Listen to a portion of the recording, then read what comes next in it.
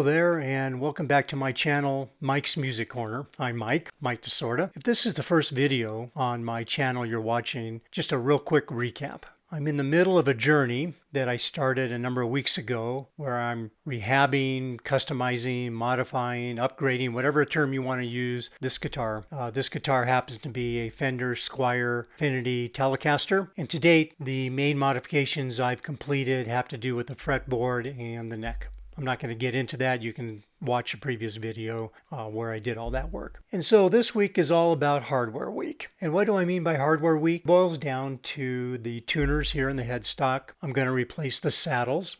I'm going to replace the strap locks. And I'm going to replace the string guide. That's what it sort of boils down to. Now, I have to say that what you have not seen happen behind the scenes over the last couple of days has thrown me for a little bit of a loop, but let me clue you in what I mean. So I got these new tuning machines, these new tuners. They're Fenders, and that's what I wanted. I kind of wanted that Fender logo look. They're locking tuning machines, and that's great, but they're Fender, and of course this is a Squire guitar. I have been told by multiple sources over and over again, and certainly something I believe, when it comes to Squire guitars in dimensions and replacement parts, you just don't know what you're going to get. It's kind of like the wild, wild west out there. When I tried to initially fit these new tuners into the headstock, it just appeared to me that there were a couple issues. Number one, that the diameter of these shafts here were significantly less in diameter than the actual holes for the tuners. They kind of rattle around in there. And then I don't know if you can see, but there are these, I call them locator pins. I don't think that's quite the right term, but there's two little pins here that fit into some slots on the headstock. And again, I don't know if it's easy to see. I'm just going to move this around a little bit. But anyway, they are there. And they're there just to basically make sure that the tuner is located in the right position as you install it. Problem is, these didn't fit. And so I thought, oh my gosh, what happened here? Do I have the wrong tuners or what's going on? After multiple discussions with my local tech and after multiple discussions with Sweetwater engineers,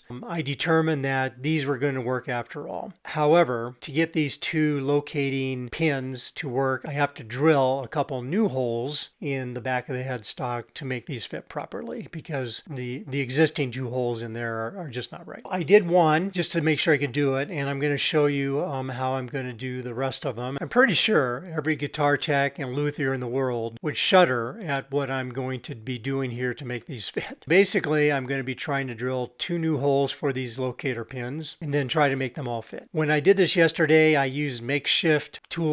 Then it made me realize, though, I needed to go out and get the right tools. So last night I went out and got this socket wrench so that it fits over the nut of the tuners and I can screw that nut down properly without ruining it. I don't know what the official name is for these files, but I call them files to remount holes. Once I get the holes in there, I think I may have to use these to kind of just get it right. I bought a couple new drill bits to do the drilling. I think that's it. I don't have a punch to start the drilling, but I do have a nail. I know this is not the proper tool, but it will work. And I have a hammer. I'm not sure a hammer is something you want to associate with a guitar. With all that said, and giving you my horror story behind the scenes, let's get started. Okay, first things first, I'm going to remove the existing string guide that you can see there in the close-up because what I like to do first is polish up the headstock in general before I start installing all this new hardware. I don't know if that little shaft thing here is supposed to stay there or if I think it's going to stay there from what I see of the new one I have here. I'll show you what I mean by the new one. It's the round type there that I kind of like, and it's chrome, pure chrome. I feel like the one that was there is the ugly utilitarian type. Maybe it's tin or something. So let's see if this is going to be a problem or not. So that doesn't fit over that. So I think I got to take that little shaft thing out, and then this should fit in theoretically. I'm going to get that out. One thing I can think of is a pair of pliers. Let's hope I'm right that it'll just pop out with a pair of pliers real easy and I don't have to damage anything here on the headstock. It was just sort of sitting on there. So anyway, fooled me. I thought it was kind of stuck there. theoretically that's what it's going to look like. But first things first, I want to clean the headstock, and I'm going to use Music Nomad. It's called the Guitar One. So basically this is kind of a general all-in-one polish for guitars, and I think this will be just fine for the headstock.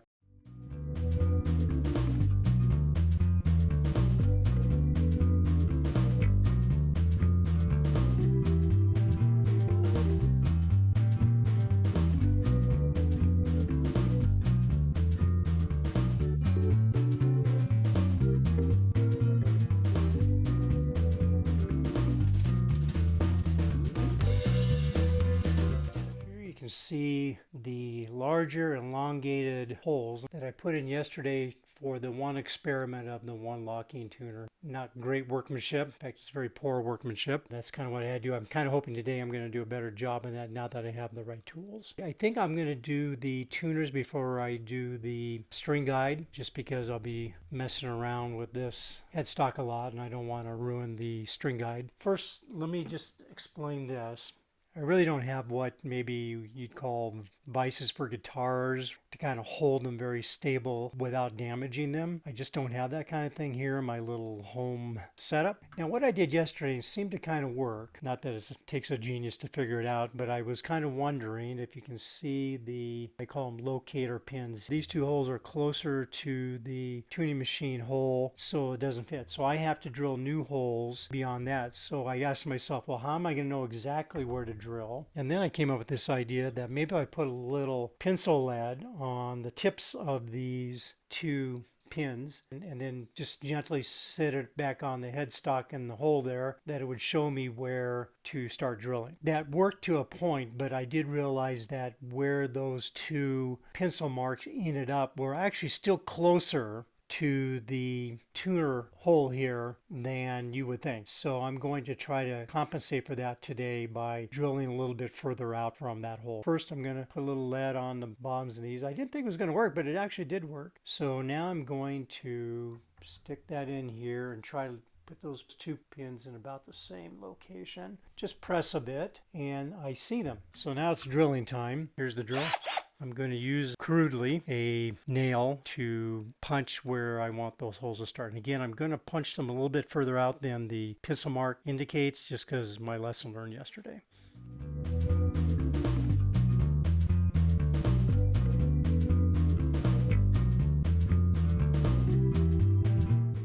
Before I go too crazy, I just want to set one of the tuners in just to see if those locator pins, I know that's not the right word, but those locator pins work here. Okay, I think that might be okay.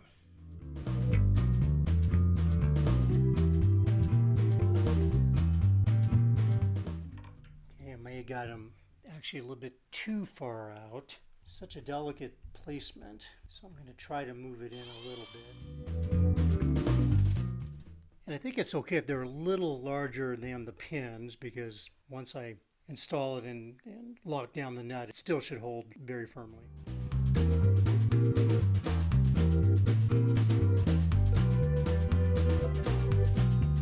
Here, this is a triangle file, but I think it'd be perfect if I just place it in here and twist it a little bit. These are not terribly deep, but I want to go deep enough. Again, if I get them a little over deep, I don't think this will be a big problem. It's not like I'm going to drill all the way through the headstock. Okay, I think that's good. I think though I am going to change to my larger drill bit. I think it just is going to have to require that. I think the actual drill bit I need is probably in between these two, but I just don't have one right now. I'm not going to go to the hardware store.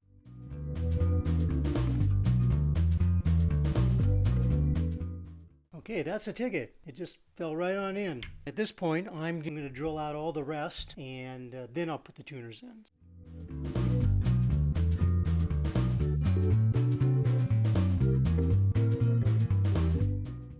Luckily, once the tuners are all in there and locked in, nobody's going to see all this crappy drilling holes I put in here.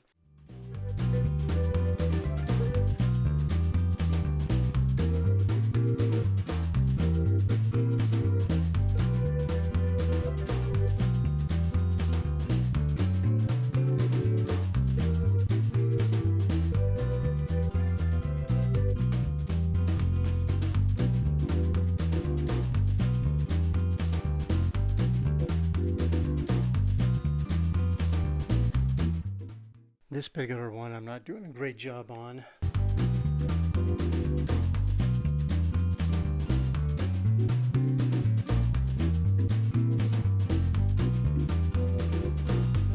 I think that'll be fine once I screw it all in. Again, for you luthiers and guitar techs out there, please look away.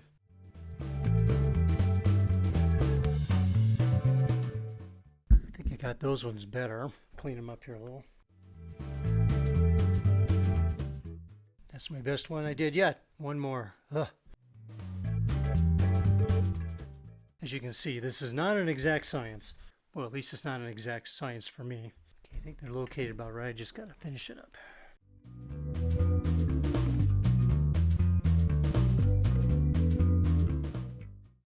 Okay, I think I'll get a little sandpaper and just kind of sand quickly just to get some of those rough edges out.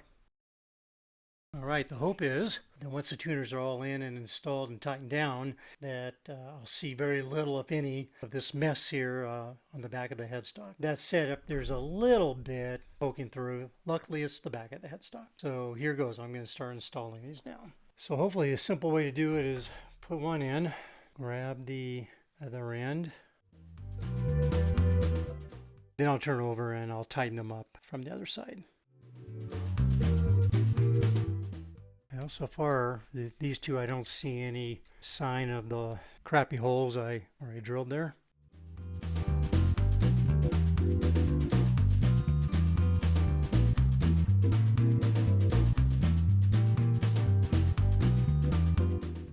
Okay, I'm going to turn over and we're going to tighten up. Yesterday when I was experimenting, I used my crescent wrench, but obviously that is not the right thing to do. Luckily, I didn't overdo it and mess up the nuts, but now I got the right tool. And I think the trick is to firmly tighten them, but not overly tighten them. I'm just trying to do it firmly, and that's about it. Just one more little eighth of a turn each, maybe. First of all, let's see if they look straight to me. Yep, they look straight that way. Let's turn over and see what the back looks like. Hopefully you can see that there is no sign of any of those extra holes I put in. It looks perfectly clean, looks great. What people don't see won't hurt them. Let's put the string guide on. I think sometimes it's called a string tree.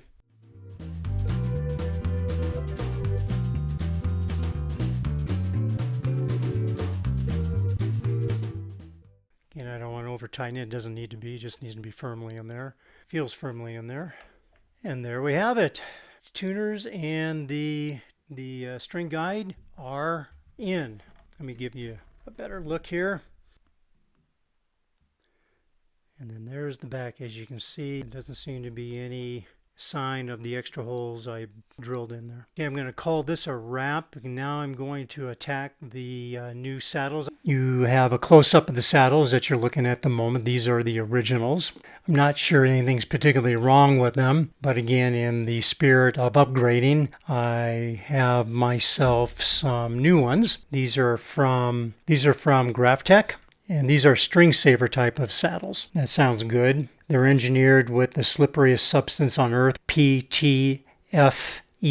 I'm sure there's a big, long, complicated technical name for what those letters stand for, but we won't worry about that. As the string vibrates against the saddle, metal grips too firmly, bending the string until it breaks. Now, I've never had a string break on me in my life. I'm not a violent player by any stretch of the imagination, and I do change my strings fairly often. Again, I don't think that applies to me, but what the heck. And so these are anyway permanently lubricated throughout, and you can play aggressively. Again, I don't, but you get the idea. Supposedly they will save strings, and they're supposed to help with sustain and help with tone, and not sure that's all going to be true or not. It looks like it's very simple and pretty straightforward. It looks like I just unscrew one by one the ones here in the back and just replace the ones I have right now. When I get around to doing another setup, then I'll kind of worry about their height and their orientations, but I think right now it's just a matter of getting them in here.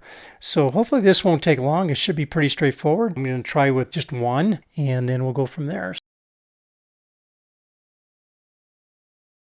You can tell I put a cloth on the body just below my screwdriver because obviously I don't want to scratch the finish here accidentally, which knowing me I would. One saddle out, Let's just do this one by one. So the screw goes in. Looks like the spring goes right on that. I want to clean up this plate too. I mean, it's perfectly good plate, but it just needs to be cleaned up. And I don't know whether to do it now or, yeah, let's do it now.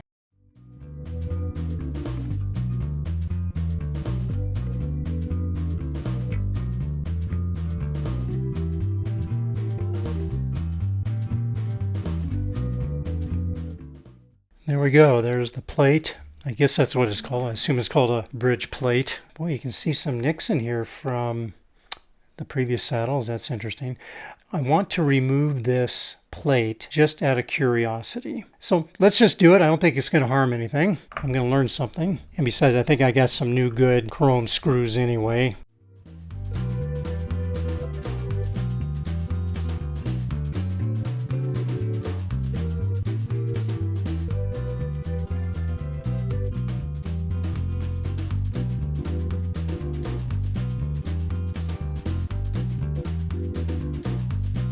So I think what I'm going to do is just clean up around here on the edges a little bit better. Seems to me from videos I've seen that it's a good idea to put shielding, I think is the right word, in these cavities for the pickups. I'm going to talk to my tech about that to see if that's a thing and if he can do that in a couple days when he starts this work. All right, that's reasonably cleaned up there around the edges. I think I'm just going to put this back. And I'm going to clean this up now a little bit. First things first, I'm just going to kind of give this a little spray, give it a little cleanup. Maybe I don't have to go too crazy since pickup's going to be changed in a few days, and probably knowing my tech, he's just going to do this all over again anyway. So these should spruce it up just a little bit more.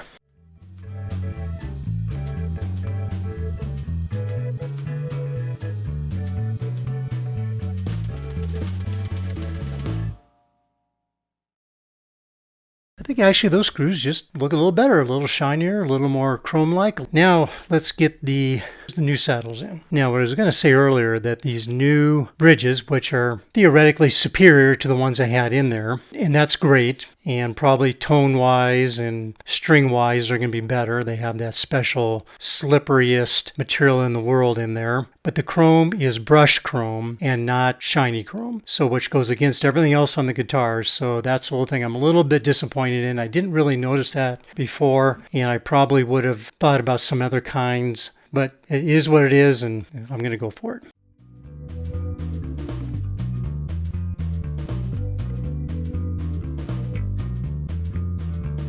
Probably should be screwed in about to where the little two pegs that come out of the bottom land where the other ones used to be.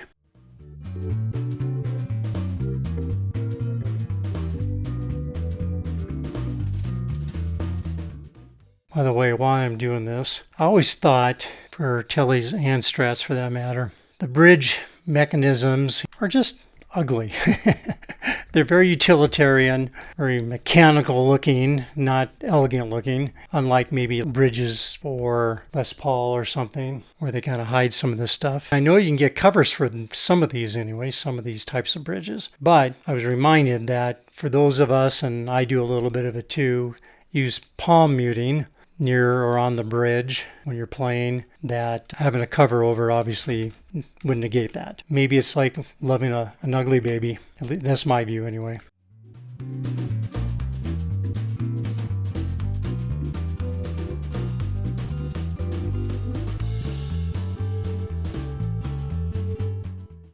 This is good enough for now. They're in place. Obviously, when the guitar is set up, eventually, again, we'll be making adjustments on these for intonation and action and all that kind of good stuff. Okay, now that the bridge is done, the saddles are done, it's time to move on to the last bit of hardware, and that has to do with the strap buttons. Point that out right here. Here's the one top of the guitar here. I have these very nice looking branded Fender locking strap buttons. As you can see here, they're branded with the Fender logo, or the Fender F. These should be pretty easy to install. They should be very easy to install, so it's just going to take me a moment. I'm not going to belabor. So these are called infinity locks. I don't know why the word infinity, unless that's just a branding thing. Once you have your strap on, all you have to do is squeeze this part of it here and pull it off, so it makes it very easy. I'm just going to unscrew the old one, screw in the new one, and pop these on so they look good. I think these actually go on the straps themselves. For now, I'll just leave it on the guitar just for looks.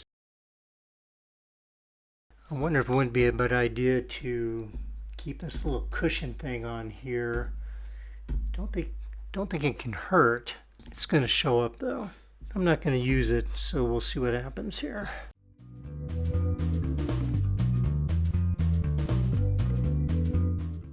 Okay, that's in there pretty well. Let's pop one on here.